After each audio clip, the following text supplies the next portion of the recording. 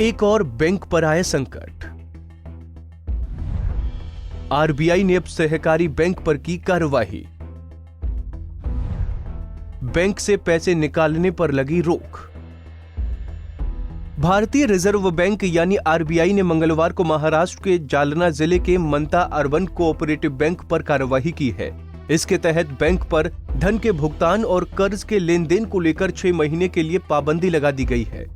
इससे पहले मंगलवार को ही केंद्र सरकार ने तमिलनाडु के प्राइवेट सेक्टर के लक्ष्मी विलास बैंक पर ऐसी पाबंदियां लगाई थीं। आरबीआई ने मंता अर्बन कोऑपरेटिव बैंक के बारे में एक विज्ञप्ति में बताया कि उसने इस बैंक को कुछ निर्देश दिए हैं जो 17 नवंबर 2020 को बैंक बंद होने के बाद से 6 माह तक प्रभावी होंगे। इन निर्देशों के अनुसार ये बैंक आरबीआई की अनुमति के बिना कोई कर्ज या उधार नहीं दे सकेगा और न ही पुराने कर्जों का नवीकरण तथा कोई निवेश कर सकेगा। बैंक पर नई जमा राशि स्वीकार करने पर भी पाबंदी लगा दी गई है। वो कोई भुगतान भी नहीं कर सकेगा और न ही भुगतान करने का कोई समझौता कर सकेगा। ये भी स्पष्ट किया गया है कि इस निर्देश को आरबीआई द्वारा सहकारी बैंकों का लाइसेंस रद्द किए जाने के तौर पर नहीं देखा जाना चाहिए। केंद्रीय बैंक ने कहा कि वित्तीय स्थिति में सुधार होने तक बैंक पाबंदियों के साथ बैंकिंग बिजनेस जारी रखेगा। साथ ही कहा कि वो परिस्थितियों के आधार पर दिशा निर्देशों में संशोधन पर विचार कर सकता है। आपको बता दें कि इससे पहले केंद्र सरकार ने तमिलनाडु के प्राइवेट सेक्टर के लक्ष्मी विलास बैंक पर 1 महीने के लिए कई तरह की पाबंदियां लगा दी हैं। सरकार ने रिजर्व बैंक की सलाह पर यह कदम उठाया है। बैंक के बोर्ड को सुपरसीड कर दिया गया है और निकासी की सीमा भी तय कर दी गई है। ग्राहक अब 16 दिसंबर तक बैंक से अधिकतम 25,000 रुपए की ही निकासी कर सकेंगे।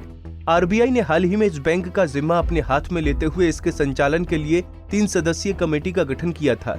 केंद्र सरकार द्वारा लक्ष्मी विलास बैंक को 30 दिनों के लिए मोरेटोरियम पर रखे जाने के कुछ मिनटों बाद ही आरबीआई ने इस बैंक को डीबीएस बैंक इंडिया के साथ मर्ज करने का फैसला लिया।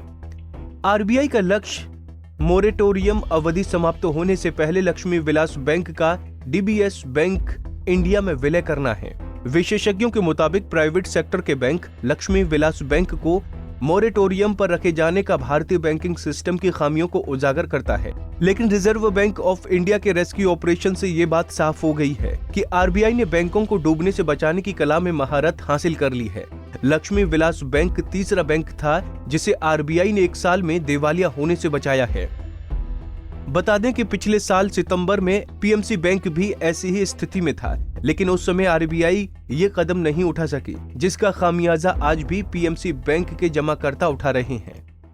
हमसे जुड़े रहने के लिए हमारे YouTube चैनल को सब्सक्राइब करें और नई वीडियो की नोटिफिकेशन के लिए बेल आइकॉन को दबाएं। अगर आप ये वीडियो Facebook पर देख रहे हैं तो लाइक जरूर करें और ज्यादा से ज्यादा शेयर करें। धन्यवाद।